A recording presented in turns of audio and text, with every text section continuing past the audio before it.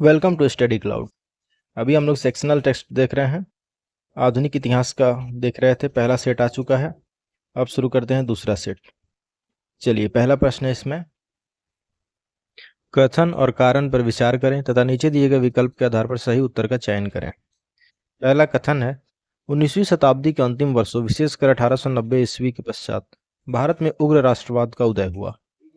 कारण है, संवैधानिक आंदोलनों से भारतीयों का विश्वास उठ गया, अतः संघर्ष द्वारा स्वतंत्रता प्राप्त करने की भावना का जन्म हुआ।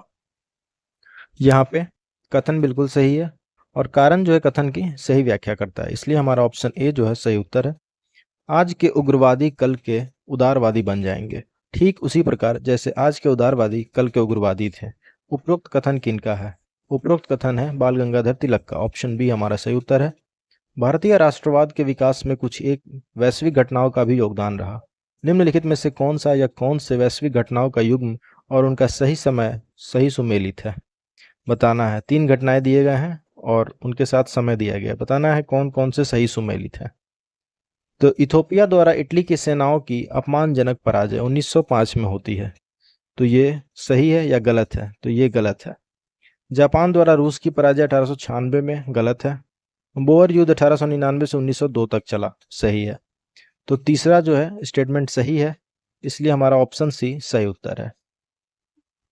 पहला स्टेटमेंट इसलिए गलत है क्योंकि इथोपिया द्वारा इटली की सेनाओं की अपमानजनक पराजय जो है वो हुई थी 1896 में और यहाँ 1905 दिया हुआ है, इसलिए गलत है।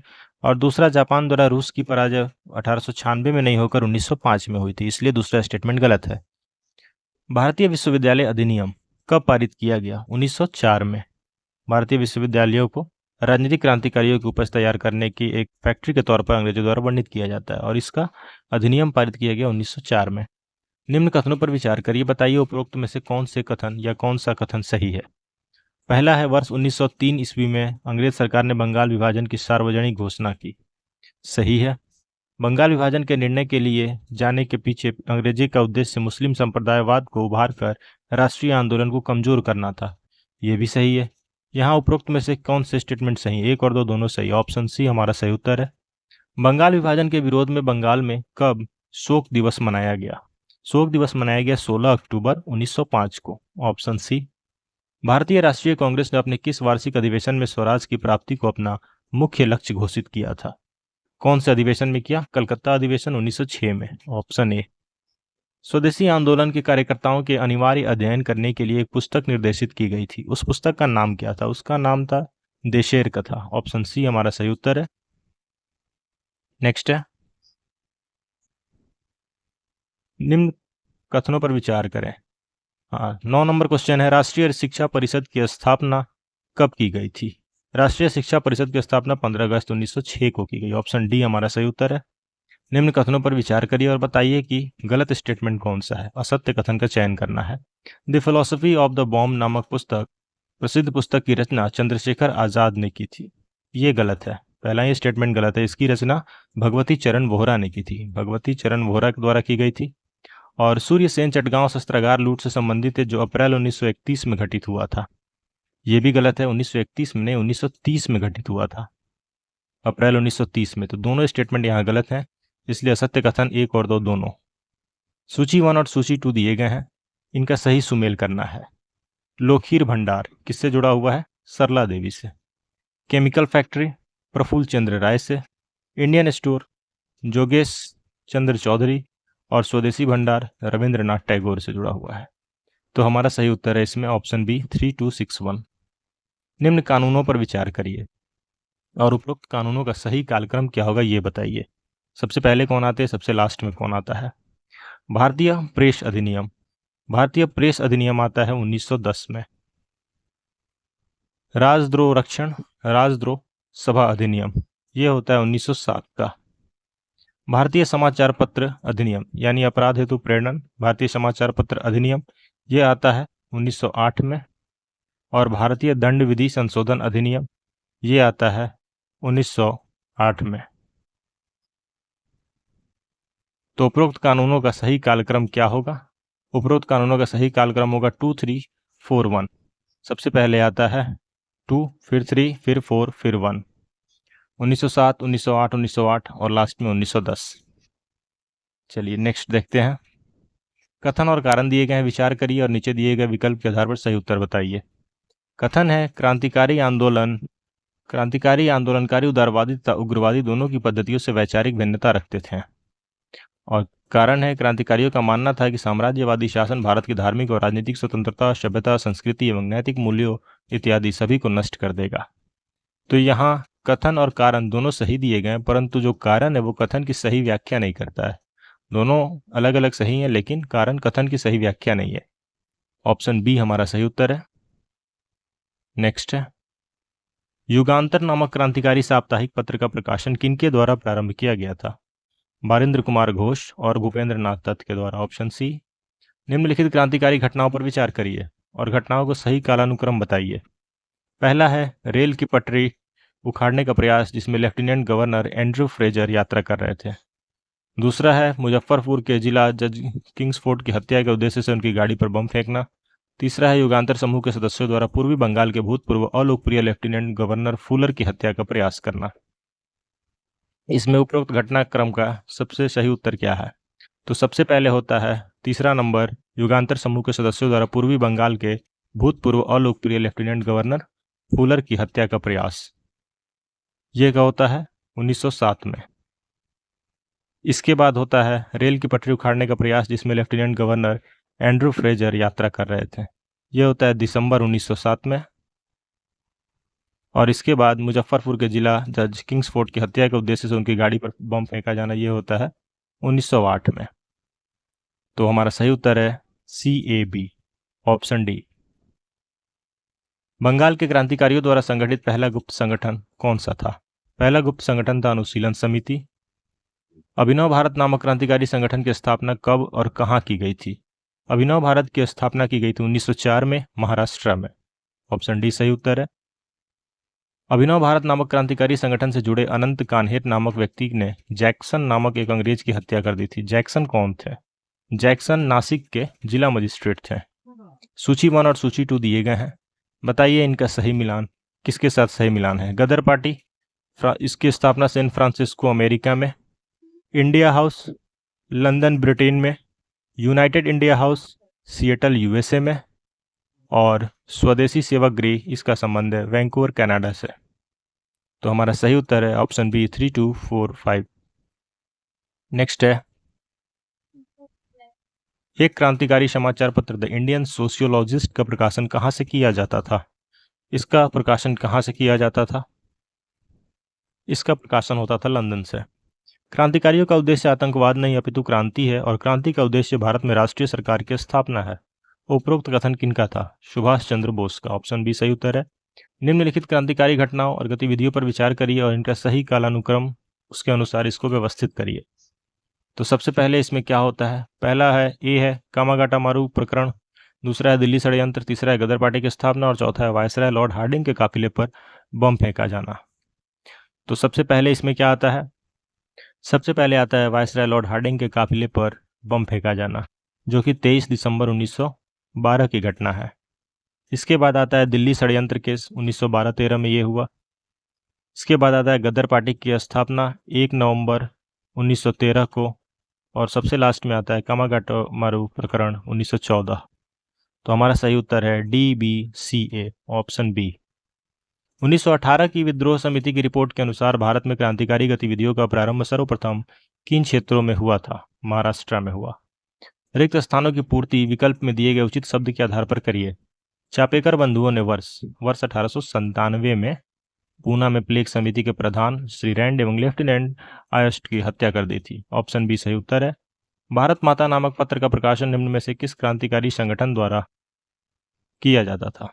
इसका सही उत्तर है अंजुमन ए मोहिबान ए वतन। निम्नलिखित में से किस देश के विदेश मंत्रालय के सहयोग से भारतीय क्रांतिकारियों ने जीमेरमैन योजना का सूत्रपात किया था? इसका सूत्रपात किया गया था जर्मनी के सहयोग से। बाघा जतीन की मृत्यु किस स्थान पर पुलिस से संघर्ष करते हुए हो गई थी? बालाशोर में। ऑप्शन सी सही उत्तर है। नीचे दिए गए कथन और कारण। कथन है प्रथम विश्व युद्ध ने भारतीय क्रांतिकारियों एवं विदेश में रह रहे क्रांतिकारियों में उत्साह का संचार किया। कथन बिल्कुल सही है। क्रांतिकारियों को यह आशा थी कि युद्ध के पश्चात ब्रिटेन भारत में स्वशासन के संबंध में ठोस कदम उठाएगा। ये गलत है, कारण इसका गलत है। तो हमारा सही उत्तर है कथन ए सही है, परंतु आर गलत है। ऑप्शन सी, हमारा सही उत्तर है। भारत का होम रूल आंदोलन किस देश के इसी प्रकार के आंदोलन से प्रेरित था? ये आयरलैंड के आंदोलन से प्रेरित था। निम्न कथनों पर विचार करिए और उपरोक्त में से कौन सा या कौन से कथन सही हैं ये बताइए। एनी बेसेंट ने अप्रैल 1916 में मद्रास में all India home rule league की स्थापना की। इन्होंने अप्रैल 1916 में नहीं की थी, सिर्फ सितंबर 1916 में किया था इन्होंने। पहला स्टेटमेंट जो है वो गलत है। दूसरा है बाल गंगाधर तिलक ने अपनी इंडियन होम रूल की स्थापना सितंबर 1916 में की थी। तो तिलक ने अप्रैल 1916 में किया था, सितंबर में नहीं। सितंबर में एनी बेसेंट ने किया था, ये भी गलत है। और तीसरा है तिलक ने अपनी पहली home rule meeting Belgaum Karnataka में की, ये सही है। केवल 3 जो है वो सही है। तिलक के होम रूल लीग का मुख्यालय कहाँ स्थित था? पूना में। तो होम रूल में पहले तिलक ने किया, इसके बाद एनी बेसेंट ने सितंबर 1916 में किया था। एनी बेसेंट के होम रूल लीग का संगठन सचिव किन्हें नियुक्त किया गया था? इसके संगठन सचिव कौन थे? George Arundale. Option B. निम्न कथनों पर विचार करिए और बताइए कि गलत कथन कौन सा है। तिलक का गणपति एवं शिवाजी उत्सव केवल महाराष्ट्र में स्वदेशी अभियान का एक प्रमुख माध्यम था, ये गलत है।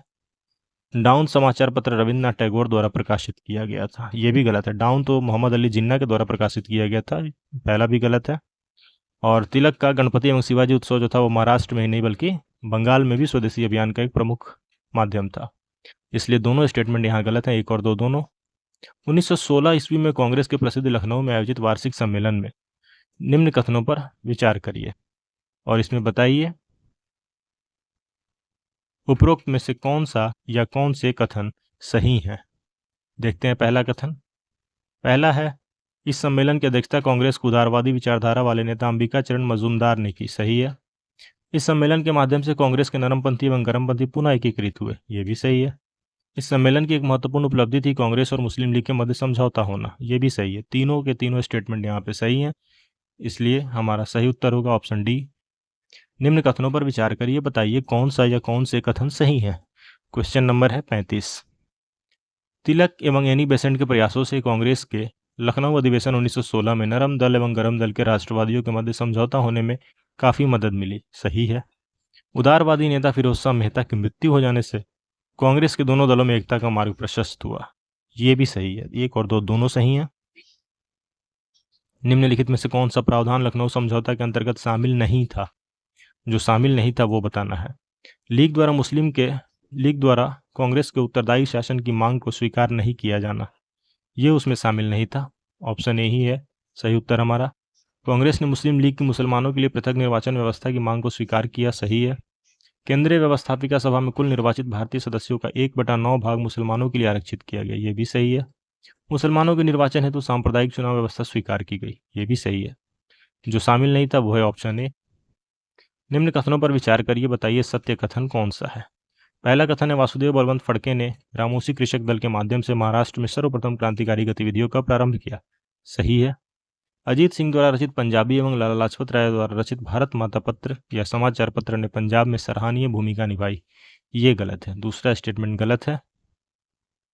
एक्सप्लेनेशन देख लेते हैं इसका। लाला लाजपत राय ने अपने समाचार पत्र पंजाबी के माध्यम से पंजाब के लोगों को किसी भी स्थिति में स्वयं के प्रयास द्वारा उत्पीड़न का विरोध करने हेतु प्रोत्साहित किया, जबकि अजीत सिंह ने लाहौर में अंजुमन मुहिबान ए वतन नामक क्रांतिकारी समिति का गठन किया तथा भारत माता नामक पत्र का प्रकाशन किया। नेक्स्ट है सूची 1 और सूची 2 दिए गए हैं, इसका सही मिलान बताना है। Al Hilal Abul Kalam Azad, New India Annie Besant, Comrade Mohammad Ali, Indian Unrest Valentine Chirol. तो इसमें सही उत्तर है ऑप्शन ए हमारा। भारत शासन अधिनियम 1919 का आधार क्या है? मॉन्टेग्यू चेम्सफोर्ड रिपोर्ट इसका आधार है। भारत शासन अधिनियम 1919 के आधार पर प्रांतों में स्थापित द्वैध शासन प्रणाली के संबंध में निम्न में से कौन सा कथन सत्य नहीं है? प्रांतीय विषय को 2 भागों में विभाजित किया गया, आरक्षित और हस्तांतरित, सही है। मंत्रीगण व्यवस्थापिका के प्रति उत्तरदायी नहीं थे बल्कि वे गवर्नर के प्रति जवाबदेह थे, ये गलत है। भारत सचिव तथा गवर्नर जनरल आवश्यकता पड़ने पर आरक्षित विषयों में हस्तक्षेप कर सकते थे, किंतु उन्हें हस्तांतरित विषयों में हस्तक्षेप करने की शक्ति नहीं थी, सही है। प्रांतों में संवैधानिक तंत्र के विफल होने पर गवर्नर राज्य के प्रशासन एवं हस्तांतरित विषयों का दायित्व अपने ऊपर ले सकता था। ये भी सही है। तो ऑप्शन बी जो है हमारा गलत है, क्योंकि प्रावधान के अनुसार मंत्रीगण व्यवस्थापिका के प्रति उत्तरदायी थे, न कि गवर्नर के प्रति। तो ये गलत हो गया है। 41 नंबर है कथन और कारण। कथन दिया गया, भारत सरकार अधिनियम 1919 को भारत के संवैधानिक इतिहास में महत्वपूर्ण स्थान प्राप्त हुआ। सही है। इस अधिनियम ने प्रांतों के लिए ऐसी राजनीतिक व्यवस्था विकसित करने में मदद की जिससे देश के लोगों में मत देने की व्यवहारिक समझ विकसित हुई। ये भी सही है। कथन और कारण दोनों सही, और कारण जो है कथन की सही व्याख्या करता है यहाँ पे। निम्न घटनाओं पर विचार करिए और इनको कालानुक्रम के अनुसार व्यवस्थित करिए। अहमदाबाद मिल मजदूर का हड़ताल, चंपारण सत्याग्रह और जालियांवाला बाग हत्याकांड। चंपारण सत्याग्रह सबसे पहले 1917 में होता है। इसके बाद होता है अहमदाबाद मिल मजदूरों का हड़ताल 1918 में, और लास्ट में ये होता है 1919 में जालियांवाला बाग हत्याकांड। तो ऑप्शन बी हमारा BCA सही है। प्रथम विश्व युद्धोत्तर परिस्थितियों में भारत में क्रांतिकारी गतिविधियों की जांच और उससे निपटने और सुझाव देने के लिए ब्रिटिश सरकार द्वारा किसकी नियुक्ति की गई थी? सर सिडनी रॉलेट की नियुक्ति की गई थी। निम्न कथनों पर विचार करिए और कितने कथन सत्य हैं ये बताइए। कितने कथन सत्य हैं ये बताना है। पहला कथन है, मेजनी की आत्मकथा का मराठी में अनुवाद बाल गंगाधर तिलक द्वारा किया गया था, जो कि गलत है। VD सावरकर के द्वारा किया गया था। दूसरा कथन है, the Indian war of independence 1857, ये VD सावरकर के द्वारा लिखित है। ये सही है यहाँ पे दूसरा स्टेटमेंट। और VD सावरकर को दिल्ली षड्यंत्र केस के तहत काले पानी की सजा हुई, ये गलत है। नासिक षड्यंत्र के तहत उनको हुई थी। नासिक षड्यंत्र के तहत उनको काले पानी की सजा हुई थी, इसलिए ये भी गलत है। केवल दूसरा स्टेटमेंट, एक ही स्टेटमेंट है जो कि सही है, इसलिए हमारा उत्तर होगा केवल एक स्टेटमेंट सही, ऑप्शन ए। नेक्स्ट है, जालियांवाला बाग हत्याकांड की जांच के लिए नियुक्त हंटर कमीशन के सदस्य के तौर पर कौन भारतीय शामिल नहीं थे? इसमें जमनलाल बजाज जो थे वो शामिल नहीं थे। निम्न कथनों पर विचार करिए और बताइए सत्य कथन कौन सा है। यंग इंडिया एवं कॉमनवेल्थ नामक पत्र का प्रकाशन एनी बेसेंट ने किया था। तो यंग इंडिया नहीं था, उनका न्यू इंडिया था। ये तो पहला स्टेटमेंट गलत है। न्यू इंडिया और कॉमनवेल्थ ये दोनों एनी बेसेंट के द्वारा प्रकाशित था। पहला गलत हो गया। दूसरा, तिलक की होम रूल लीग की स्थापना अप्रैल 16 में, जबकि बेसेंट की होम रूल सितंबर 16 में, ये सही है। दूसरा स्टेटमेंट सही है, ऑप्शन बी हमारा सही उत्तर है, केवल 2। तिनकटिया पद्धति के आधार पर नील किसानों को अपनी भूमि के कुल कितने भागों पर नील की खेती करना अनिवार्य था? कुल 3/20 भाग पर। ऑप्शन डी हमारा सही उत्तर है। ये तिलक और एनी बेसेंट वाला इंपॉर्टेंट है, इसमें कंफ्यूज नहीं होना है। तिलक का है अप्रैल 16 में और एनी बेसेंट का है सितंबर 16 में। महात्मा गांधी ने भारत में सत्याग्रह की अपनी तकनीक का पहला प्रयोग किस आंदोलन में किया? चंपारण सत्याग्रह 1917 में। वर्ष 1918 में अहमदाबाद के सूती मिल मजदूरों ने व्यापक हड़ताल करके एक आंदोलन छेड़ दिया। मजदूरों द्वारा हड़ताल करने के पीछे कारण क्या था? कारण था प्लेग बोनस को लेकर विवाद। ऑप्शन ए हमारा सही उत्तर है। कथन और कारण दिए गए। कथन है, मॉन्टेग्यू जेम्सफोर्ड सुधारों का वास्तविक मकसद द्वैध शासन को लागू करना था, न कि जनता को राहत पहुंचाना। सही है। कारण है, इन सुधारों ने स्वशासन की मांग कर रहे राष्ट्रवादियों को अत्यंत निराशा हुई इन सुधारों से। कारण भी सही है, परंतु सही व्याख्या नहीं करता है कथन का ये। तो हमारा ऑप्शन बी जो है वो सही उत्तर है। नवंबर 1919 में खिलाफत का अखिल भारतीय सम्मेलन कहाँ पे आयोजित किया गया? दिल्ली में। नेक्स्ट है, अखिल भारतीय खिलाफत सम्मेलन 1919 का अध्यक्ष किसे चुना गया था? महात्मा गांधी को। पंजाब एवं खिलाफत के मुद्दे पर विचार करने तथा स्वराज्य की स्थापना होने तक असहयोग कार्यक्रम चलाने की स्वीकृति प्रदान करने के लिए सितंबर 1920 में कांग्रेस का विशेष अधिवेशन कहाँ पे आयोजित किया गया? कलकत्ता में। ऑप्शन बी सही उत्तर है। रिक्त स्थानों की पूर्ति करके उचित विकल्प के आधार पर असहयोग आंदोलन के कार्यक्रम का अनुमोदन दिसंबर 1920 में कांग्रेस के डैश अधिवेशन में किया गया। कांग्रेस के कौन से अधिवेशन में हुआ? नागपुर अधिवेशन में। ऑप्शन ए हमारा सही उत्तर है। वर्ष 1920 की खिलाफत कमेटी की सभा जिसने गांधी जी को असहयोग आंदोलन के नेतृत्व को संभालने का अनुरोध किया था, वह सभा किस शहर में हुई थी? वह सभा हुई थी इलाहाबाद में। Option B. निम्न कथनों पर विचार करिए, कौन सा या कौन से कथन सही हैं ये बताइए। आंध्र प्रदेश के गुंटूर जिले में पलनाडु वन सत्याग्रह कनेगंती हनुमंतो के नेतृत्व में किया गया। सही है। पलनाडु वन सत्याग्रह सहयोग आंदोलन का ही एक भाग था, ये भी सही है। 1 और 2 दोनों सही है। प्रिंस ऑफ वेल्स का भारत आगमन वर्ष 1921 के किस माह में हुआ था? नवंबर में हुआ था ये, ऑप्शन डी। निम्न कथनों पर विचार करिए और बताइए गलत स्टेटमेंट कौन सा है, कथन असत्य कौन है। पहला है दिल्ली समझौता 5 फरवरी 1931 को संपन्न हुआ। ये 5 फरवरी 1931 को नहीं, 5 मार्च 1931 को हुआ था। पहला गलत है। दिल्ली समझौते को स्वीकृति प्रदान करने हेतु वार्षिक अधिवेशन 29 मार्च 1931 को कराची में आयोजित किया गया, जिसकी अध्यक्षता वल्लभ भाई पटेल ने की। ये सही है, कराची में हुई थी 1931 में। तो कौन सा या कौन से कथन असत्य हैं? केवल एक, पहला जो है स्टेटमेंट वो गलत है, दूसरा स्टेटमेंट सही है। यहाँ पे रंपा या मान्यम विद्रोह के नेतृत्वकर्ता इनमें से कौन थे? इसके नेतृत्वकर्ता थे Alluri Sitarama Raju, option B. Next है मद्रास वन अधिनियम किस वर्ष लागू किया गया था? मद्रास वन अधिनियम ये किस वर्ष लागू किया गया? 1882 में। 5 फरवरी 1922 को चौरी चौरा कांड के बाद गांधी जी ने असहयोग आंदोलन को वापस ले लिया। चौरी चौरा कहाँ पर स्थित है? चौरी चौरा स्थित है गोरखपुर जिला, उत्तर प्रदेश में। असहयोग आंदोलन को औपचारिक रूप से वापस लेने की घोषणा किस प्रस्ताव के द्वारा की गई थी? बारदोली प्रस्ताव, ऑप्शन सी। कांग्रेस खिलाफत स्वराज पार्टी जिसका गठन 1923 में हुआ, उसके संस्थापक, अध्यक्ष तथा सचिव क्रमशः कौन कौन थे? अध्यक्ष थे चित्तरंजन दास और सचिव थे मोतीलाल नेहरू। तो इसमें हमारा सही उत्तर है ऑप्शन डी।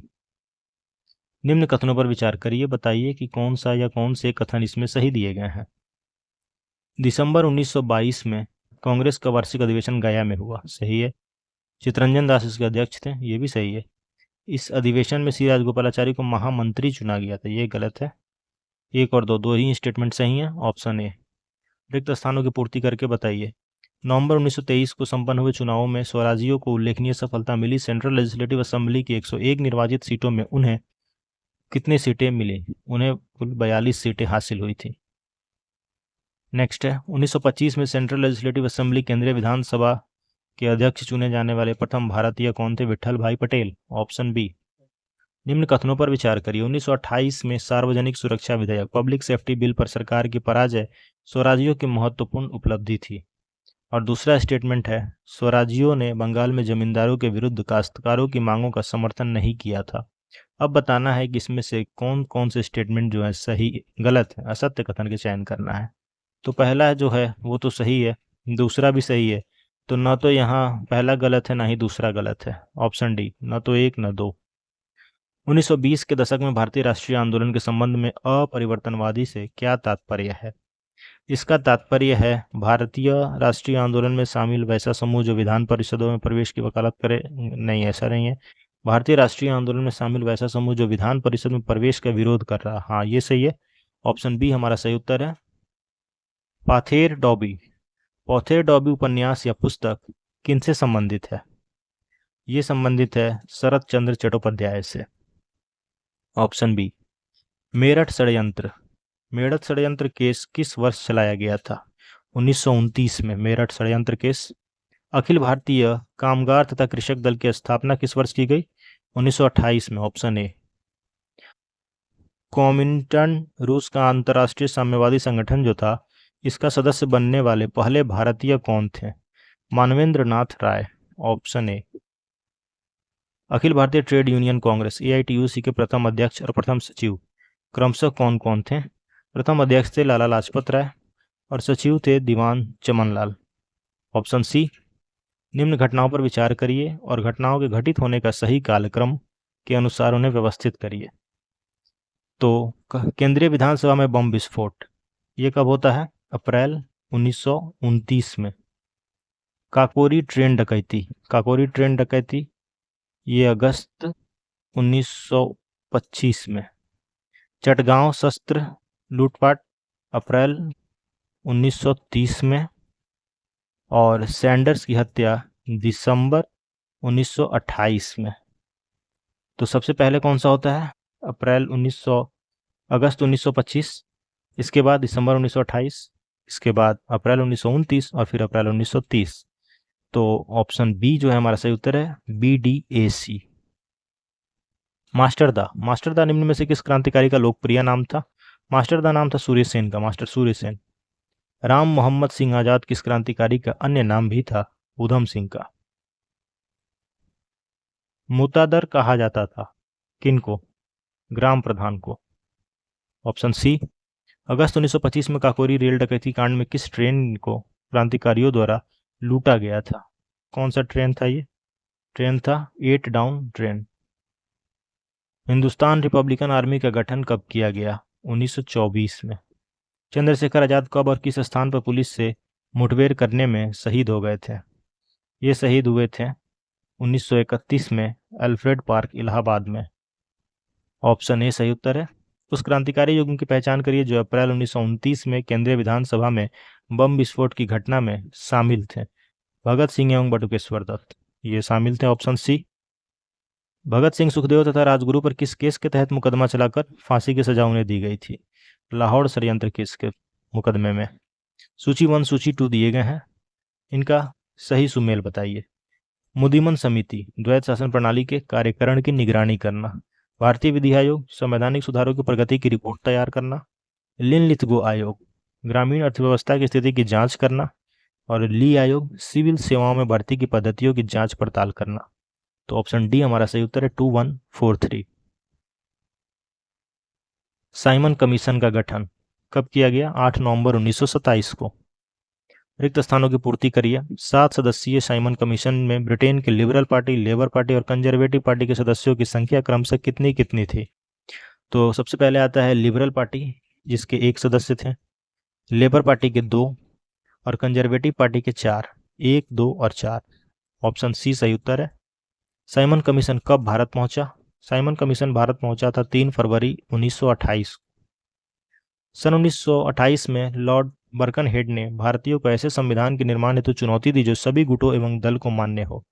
लॉर्ड बर्कनहेड कौन थे? ये तत्कालीन ब्रिटिश सरकार के भारत सचिव थे। उस समय के ब्रिटिश सरकार के भारत सचिव थे। दिसंबर 1928 में नेहरू रिपोर्ट की समीक्षा के लिए कहाँ पे सर्वदलीय सम्मेलन का आयोजन किया गया? कलकत्ता में।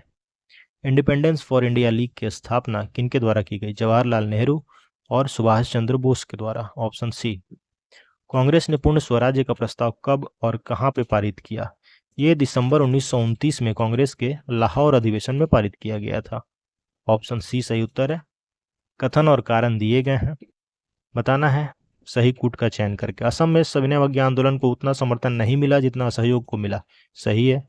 ऐसा अनेक विभाजित मुद्दों की उपस्थिति के कारण हुआ था। कारण भी सही है। कथन और कारण दोनों सही है और कारण जो है कथन की सही व्याख्या करता है। यहाँ पे रिक्त स्थानों की पूर्ति करके उचित शब्द बताइए। अप्रैल 1930 में तमिलनाडु के डैश के समुद्र तट पर चक्रवर्ती राजगोपालाचारी ने त्रिचनापल्ली के वेदारण्यम तक की नमक यात्रा आरंभ की। तंजौर के समुद्र तट पर चक्रवर्ती श्री राजगोपालाचारी ने त्रिचनापल्ली से वेदारण्यम तक की नमक यात्रा आरंभ की थी। सविनय अवज्ञा आंदोलन के दौरान पटना में नमक बनाकर कानून तोड़ने के लिए नखास तालाब का चयन किया गया था। किनके नेतृत्व में यह नमक कानून तोड़ा गया? अंबिका कांत सिन्हा के नेतृत्व में। नमक सत्याग्रह की सबसे तीव्र प्रतिक्रिया 21 मई 1930 को धरासना महाराष्ट्र में घटित हुई। निम्न में से कौन यहाँ के सत्याग्रह में शामिल नहीं था? सरोजनी नायडू थी शामिल, मणिलाल भी थे, के मुंशी नहीं थे। ऑप्शन सी इमाम साहब भी थे। सविनय अवज्ञा आंदोलन को लोकप्रिय बनाने के क्षेत्र, उम्र, लिंग आदि के आधार पर उठकर लोगों ने काम किया। बच्चों ने वानर सेना का गठन किया। लड़कियों ने किस प्रकार की सेना का गठन किया था? लड़कियों ने गठित की थी मंजरी सेना। Option D. गांधी जी की दांडी यात्रा नेपोलियन की एल्बा से पेरिस की ओर किए गए अभियान के समान थी। उपरोक्त कथन इनमें किनका है? उपरोक्त कथन इनमें किन्हीं का भी नहीं है। Option D. उपरोक्त में से कोई नहीं। गांधी जी की दांडी यात्रा जो थी 12 मार्च 1930 से 6 अप्रैल 1930 तक चली। इसकी तुलना नेपोलियन बोनापार्ट की एल्बा के पेरिस से किए गए ऐतिहासिक अभियान से की जाती है। लेकिन प्रश्नगत कथन जो है वो सुभाष चंद्र बोस ने दिया था। एस.सी. बोस के द्वारा दिया गया था ये कथन। इनमें से किसी के द्वारा नहीं बोला गया था ऐसा। वर्तमान भारतीय राष्ट्रीय ध्वज की रूपरेखा को पहली बार कब अपनाया गया? कांग्रेस के कराची अधिवेशन 1931 में। Option C. 24 सितंबर 1932 को ऐतिहासिक पूना समझौता के आधार पर बिहार एवं उड़ीसा में दलितों के लिए प्रांतीय विधानमंडलों में कितने सीटें आरक्षित की गई थी? अब कुल 18 सीटें। 16 अगस्त 1932 को फूट डालो और राज करो की नीति के तहत रैमजे मैकडोनाल्ड ने सांप्रदायिक पंचायत की घोषणा की। रैमजे मैकडोनाल्ड कौन था? ये तत्कालीन ब्रिटिश प्रधानमंत्री थे उस समय। कांग्रेस के एकमात्र प्रतिनिधि के रूप में द्वितीय गोलमेज सम्मेलन में भाग लेने के लिए गांधी जी किस जहाज से लंदन रवाना हुए थे? राजपुताना से। निम्न में से किस कांग्रेसी नेता ने मालाबार क्षेत्र में कालीकट से पोयन्नूर तक की यात्रा नमक सत्याग्रह के अंतर्गत की थी? इनका क्या नाम था? इनका नाम था के कलप्पन। सविनय अवज्ञा आंदोलन के तुरंत बाद की राजनीति के संबंध में निम्न कथनों पर विचार करिए। बताइए कौन सा या कौन से कथन इसमें सही दिए गए हैं। पहला है रचनात्मक कार्यों का प्रारंभ हुआ, सही है। संवैधानिक तौर तरीके से संघर्ष का प्रारंभ, सही है। जन आंदोलन जारी रखने का प्रयास किया गया, सही है। क्रांतिकारी आंदोलन की ओर रुझान बढ़ा, ये भी सही है। 1, 2, 3 और 4 चारों स्टेटमेंट सही है। Option D. जवाहरलाल नेहरू ने किस आंदोलन की वापसी की आलोचना करते हुए इसे आदर्शों का समर्पण कहा? सविनय अवज्ञा आंदोलन के वापसी की आलोचना करते हुए ये कथन जवाहरलाल नेहरू ने कहा था। भारत सरकार अधिनियम 1935 के मुख्य प्रावधानों के संबंध में गलत कथन का चयन करें। प्रस्तावित संघ में सभी ब्रिटिश भारतीय प्रांतों, मुख्य आयुक्त के प्रांतों तथा सभी भारतीय प्रांतों तथा देशी राज्यों का सम्मिलित होना अनिवार्य था। ये गलत है। पहला ही स्टेटमेंट गलत है। समस्त विषयों का बंटवारा 3 सूची में किया गया, केंद्रीय सूची, राज्य सूची और समवर्ती, सही है। प्रांतों को स्वायत्तता प्रदान की गई, सही है। सभी सदस्यों का निर्वाचन सीधे तौर पर होता था। पुरुषों के समान ही महिलाओं को भी मताधिकार प्रदान किया गया था, सही है। भारत सरकार अधिनियम 1935 के संदर्भ में निम्न कथनों पर विचार करिए। बताइए कि इसमें से कौन सा स्टेटमेंट गलत दिया गया है। यहाँ पे पहला स्टेटमेंट है, ब्रिटिश सरकार का लक्ष्य उदारवादी तथा संवैधानिक नरमपंथियों को जो सविनय अवज्ञा आंदोलन के दौरान अपना जन समर्थन खो चुके थे, उनको सुधारों के द्वारा सरकार की ओर आकर्षित करना था। ये तो ट्रू है, सही स्टेटमेंट है। 1935 के अधिनियम का कांग्रेस ने समर्थन किया तथा 1937 का प्रांतीय चुनाव लड़ा, ये गलत है। दूसरा स्टेटमेंट गलत है। इसके द्वारा साइमन कमीशन द्वारा अनुशंसित द्वैध शासन केंद्र पर थोप दिया गया, ये भी गलत है। दूसरा और तीसरा स्टेटमेंट गलत दिया गया है। ऑप्शन बी हमारा सही उत्तर है, केवल 2 और 3। नेक्स्ट है 1937 के प्रांतीय चुनाव के संबंध में निम्न कथनों पर विचार करिए और बताइए कि इसमें से सत्य कथन कौन से हैं। पहला है, कांग्रेस ने 1161 सीटों में से 716 सीटों पर चुनाव लड़ा तथा कांग्रेस ने 7 प्रांतों में बहुमत के साथ सरकार का गठन किया। पहला स्टेटमेंट सत्य कथन का चयन करिए, पहला ही गलत है। महात्मा गांधी ने चुनावी सभाओं द्वारा कांग्रेस का समर्थन किया, ये भी गलत है। तो सत्य कथन का 1 और 2 दोनों ही गलत है यहाँ पे, तो कोई सही नहीं है, न तो 1 न ही 2। ऑप्शन डी हमारा सही उत्तर है। कांग्रेस ने 1161 सीटों में से 716 पर चुनाव लड़ा। असम, बंगाल, पंजाब, सिंध और उत्तर पश्चिमी प्रांत को छोड़कर शेष सभी प्रांतों में उन्हें स्पष्ट बहुमत प्राप्त किया तथा बंगाल और असम में उत्तर पश्चिमी सीमा प्रांत में सबसे बड़ी पार्टी के रूप में उभरे। कांग्रेस ने 6 प्रांतों में बहुमत के साथ सरकार का गठन किया था, 7 में नहीं 6 में, इसलिए पहला गलत हो गया है।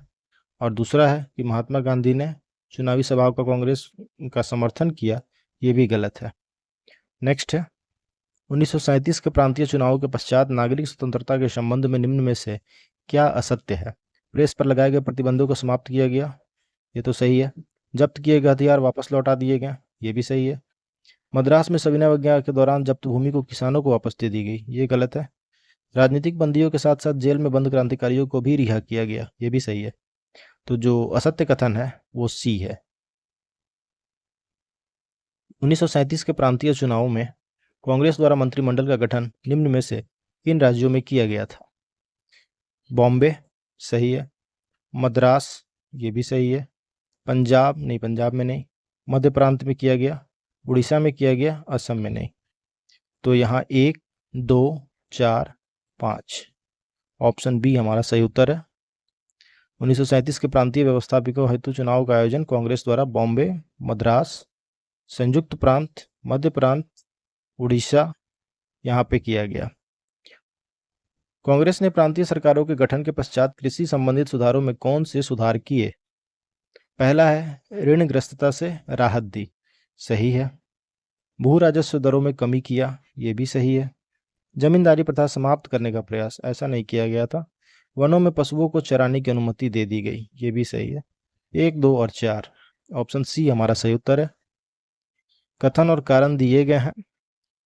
कथन है, प्रांतीय कांग्रेसी मंत्रिमंडलों ने उग्रवादी मजदूर संघ की हड़तालों को कानून एवं व्यवस्था के रूप में हल किया तथा यथासंभव उनके लिए मध्यस्थ की भूमिका निभाई, सही है। कारण, जवाहरलाल नेहरू जन आंदोलन के विरोध प्रदर्शन के प्रति कांग्रेसी मंत्रिमंडलों के व्यवहार से अप्रसन्न थे। कारण भी सही है, परंतु सही स्पष्टीकरण नहीं है इसका ये। तो हमारा ऑप्शन बी सही उत्तर है। ए और आर दोनों सही है, परंतु आर ए की सही व्याख्या नहीं करता है। कांग्रेस की प्रांतीय सरकारों के समाज कल्याण संबंधी सुधार के संबंध में निम्न कथनों पर विचार करिए और बताइए सत्य कूट का इसमें से चयन करना है। समाज कल्याण हेतु कांग्रेस के प्रांतीय सरकारों द्वारा कांग्रेस शासित सभी प्रदेशों में शराब निषेध लागू कर दिया गया। नहीं, ऐसा नहीं था। कांग्रेस द्वारा बंदी सुधार प्रारंभ किए गए, ये सही है। स्वदेशी उद्योगों को प्रोत्साहन दिया गया, ये भी सही है। हरिजन के कल्याण के लिए पुलिस एवं सरकारी नौकरियों में इनकी संख्या में वृद्धि की गई, ये भी सही है। 2, 3, 4 सही है, तो ऑप्शन बी सही उत्तर है। कांग्रेस राष्ट्रीय योजना समिति का गठन किस वर्ष किया गया था? 1938 में। कथन और कारण दिए गए हैं, बताना है कि कौन से सही है।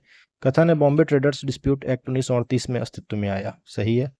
कांग्रेस की भारतीय पूंजीवादियों के साथ घनिष्ठ मैत्री थी, साथ ही औद्योगिक असंतोष में वृद्धि के कारण कांग्रेस का रवैया श्रमिक विरोधी हो गया था, ये भी सही है। कथन और कारण दोनों सही है और कारण कथन की सही व्याख्या करता है, ऑप्शन ए। निम्न कथनों पर विचार करिए और बताइए गलत स्टेटमेंट कौन सा है। सत्य कथन की पहचान करना है।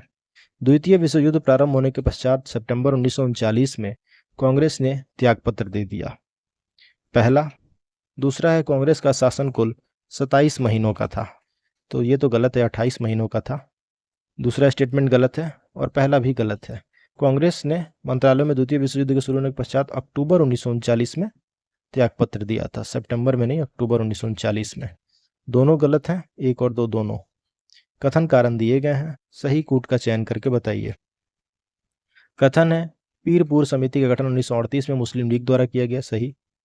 अखिल भारतीय मुस्लिम लीग कांग्रेस से इस बात पर नाराज हो गई कि कांग्रेस उनके साथ सख्ती साझा नहीं कर रही है, ये भी सही है। कथन और कारण सही और सही स्पष्टीकरण भी है इसका, ये ऑप्शन ए सही है। नेक्स्ट है सूची 1 सूची 2 दिए गए हैं, सही मिलान करके इनको बताना है। अखिल भारतीय अस्पृश्यता विरोधी लीग का गठन सितंबर 1932 में हुआ। लेजिस्लेटिव असेंबली में मंदिर प्रवेश विधेयक का गिराया जाना, ये कब हुआ? अगस्त 1934 में। हरिजन यात्रा का प्रारंभ नवंबर 1933 में हुआ और हरिजन पत्रिका का प्रकाशन जनवरी 1933 में हुआ। तो ऑप्शन हमारा इसमें ऑप्शन डी सही उत्तर है, 2, 3, 4, 1। पूना समझौता के संबंध में कथनों पर विचार करिए और गलत स्टेटमेंट की पहचान करिए। दलित वर्ग के लिए पृथक निर्वाचक मंडल व्यवस्था के अंतर्गत 147 सीटें आवंटित की गई, जबकि सांप्रदायिक अधिनिर्णय में उन्हें 71 सीटें प्रदान करने की बात की गई थी। तो इसमें बताना है कि असत्य कथन कौन सा है, तो पहला ही गलत है। कांग्रेस ने स्वीकार किया कि दलित वर्गों को प्रशासनिक सेवाओं में पर्याप्त प्रतिनिधित्व प्रदान किया जाए, हाँ ये ठीक है, ये तो सत्य है। आर्थिक क्षमता के आधार पर दलित वर्ग को सार्वजनिक सेवाओं तथा स्थानीय संस्थाओं में उचित प्रतिनिधित्व देने की व्यवस्था की गई, नहीं ऐसा नहीं था। पहला और तीसरा 2 स्टेटमेंट गलत दिए गए हैं, तो ऑप्शन सी हमारा सही उत्तर है। नेक्स्ट यहाँ देख लेते हैं, दलित वर्गों के लिए विधानमंडल में 147 सीटें आवंटित की गई, जबकि सांप्रदायिक अधिनिर्णय में 71 सीटें प्रदान करने का वचन दिया गया था। और यहाँ पे आर्थिक क्षमता पे नहीं, शैक्षणिक योग्यता के आधार पर ऐसा कहा गया था कि उन्हें सार्वजनिक सेवाओं तथा स्थानीय संस्थाओं में उचित प्रतिनिधित्व देने की व्यवस्था की जाएगी, जो कि आर्थिक क्षमता पे नहीं थी, शैक्षणिक योग्यता पे थी। सूची 1 सूची 2 दिए गए हैं, मिलान करना है और नीचे दिए गए कूट में से सही उत्तर का चयन करना है। प्रथम गोलमेज के समय भारत का वायसराय कौन था? भारत का वायसराय उस समय लॉर्ड इरविन थे। और सविनय अवज्ञा आंदोलन पुनः प्रारंभ होने के समय भारत का वायसराय कौन था? Lord Willingdon. प्रथम गोलमेज सम्मेलन की अध्यक्षता के समय रैमजे मैकडोनाल्ड थे वहाँ के प्रधानमंत्री। और द्वितीय गोलमेज सम्मेलन के दौरान भारत का गृह सचिव किसे नियुक्त किया गया था? सैमुअल होमर को। तो ऑप्शन डी हमारा सही उत्तर है, 2, 4, 1, 3। संघर्ष विजय की रणनीति का प्रतिपादन किसके द्वारा किया गया? जवाहरलाल नेहरू। निम्न कथनों पर विचार करिए और गलत स्टेटमेंट की पहचान करिए, असत्य कथन बताना है। नेहरू साम्राज्यवाद के विरुद्ध वर्ग संघर्ष के पक्षधर थे, सही है ये। वे मजदूरों तथा किसानों को वर्गीय आधार पर संगठित करना चाहते थे, ये भी सही है। तो असत्य कोई भी नहीं है, ना तो पहला ना दूसरा, ऑप्शन डी।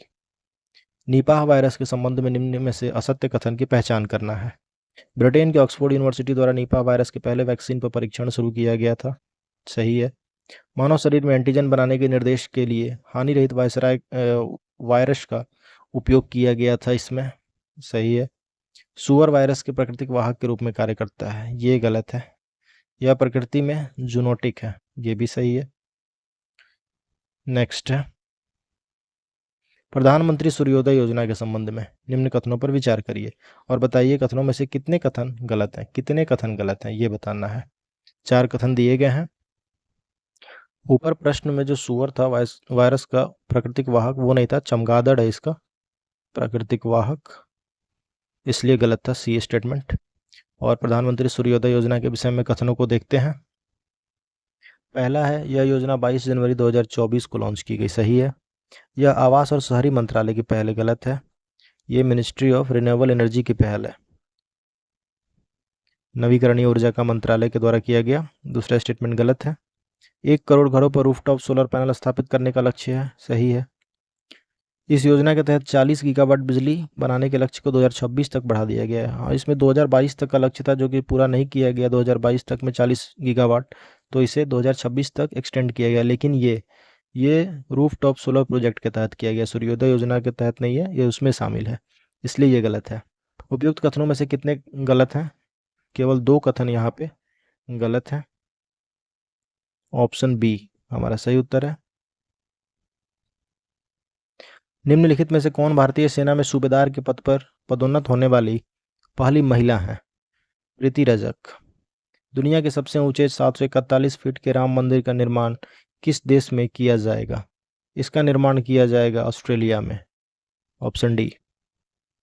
निम्न कथनों पर विचार करिए और बताइए कितने कथन इसमें सत्य दिए गए हैं। पहला है, इनसैट 3DS इसरो द्वारा निर्मित एक विशिष्ट मौसम विज्ञान उपग्रह है, सही है। इसे PSLV F14 के द्वारा लॉन्च किया गया, नहीं, GSLV F14 के द्वारा इसे लॉन्च किया गया है, ये गलत हो गया। यह उपग्रह अंतरिक्ष विभाग मंत्रालय के साथ एक उपयोगकर्ता वित्त पोषण परियोजना है, ये भी गलत है। यहाँ पे 2 स्टेटमेंट गलत हैं। तो निम्न कथनों पर विचार करिए, इसमें से कितने कथन सत्य हैं? केवल 1 कथन जो है यहाँ पर सत्य दिया गया है, 2 और 3 दोनों गलत हैं। ये पृथ्वी विज्ञान मंत्रालय का है, अंतरिक्ष विभाग मंत्रालय नहीं है, पृथ्वी विज्ञान मंत्रालय के तहत किया गया है। नेक्स्ट है, सुरैया उपग्रह का संबंध निम्न में से किस देश से है? ईरान से। हाल ही में देश का पहला स्वदेशी रूप से विकसित hepatitis A vaccine heavy sure किसके द्वारा लॉन्च किया गया? इंडियन इम्यूनोलॉजिकल्स लिमिटेड के द्वारा, ऑप्शन डी हमारा सही उत्तर है। दुनिया का सबसे ऊंचे बाबा साहब का अम्बेडकर का प्रतिमा की सामाजिक न्याय की प्रतिमा का इसका नाम दिया गया। इसका उद्घाटन कहाँ पे किया गया? इसका उद्घाटन किया गया आंध्र प्रदेश में, आंध्र प्रदेश के विजयवाड़ा में हुआ। गणतंत्र दिवस परेड 2024 में पहली बार थल सेना, नौसेना और वायुसेना के त्रिसेवा महिलाओं की एक टुकड़ी ने कर्तव्य पथ पर मार्च किया। इस टुकड़ी का नेतृत्व किसने किया था? कैप्टन संध्या महला ने, ऑप्शन सी। नीतीश डिवाइस के संबंध में निम्नकूट की सहायता से सत्य कथन की पहचान करना है। बिहार कृषि विभाग द्वारा नीतीश डिवाइस लॉन्च किया गया, ये गलत है। खेत में कार्य करने वाले मजदूर इस डिवाइस को अपने शरीर पर धारण करेंगे, ये सही है। और यह अलर्टिंग डिवाइस है जो आपदा से 30 मिनट पूर्व आपदा की सूचना भेजेगा, ये भी सही है। ऑप्शन बी हमारा सही उत्तर है। इसमें नीतीश डिवाइस जो है ये पहल की गई है। नीतीश डिवाइस को भारतीय प्रौद्योगिकी संस्थान पटना के सहयोग से निर्मित किया गया है। नेक्स्ट है, निम्न में से किस एकमात्र विदेशी को पद्म पुरस्कार 2024 से सम्मानित किया गया? इनका नाम है यंग लियू, ताइवान के हैं ये, यंग लियू। प्रधानमंत्री राष्ट्रीय बाल पुरस्कार 2024 से बिहार के किस बच्चे को सम्मानित किया गया है? इसका नाम है मोहम्मद हुसैन। हाल ही में उत्तर भारत का प्रथम मानव DNA बैंक कहाँ पर स्थापित किया गया? BHU में, बनारस हिंदू विश्वविद्यालय में। इलेक्ट्रिसिटी रिपोर्ट 2024 के संबंध में निम्न कथनों पर विचार करिए और फॉल्स स्टेटमेंट की पहचान करना है। गलत कथन कौन से हैं? यह रिपोर्ट वर्ल्ड इकोनॉमिक फोरम द्वारा जारी किया जाता है, पहला ही स्टेटमेंट गलत है। इसके अनुसार वर्ष 2024 से 26 के दौरान भारत की वार्षिक औसत बिजली मांग वृद्धि 6.5% आंकी गई, जो कि भारत की आर्थिक वृद्धि को दर्शाता है, ये सही है। भारत में कोयला आधारित बिजली उत्पादन दर में औसत वृद्धि दर की अपेक्षा नवीकरणीय ऊर्जा उत्पादन की औसत वार्षिक वृद्धि दर कम रही, ये भी गलत है।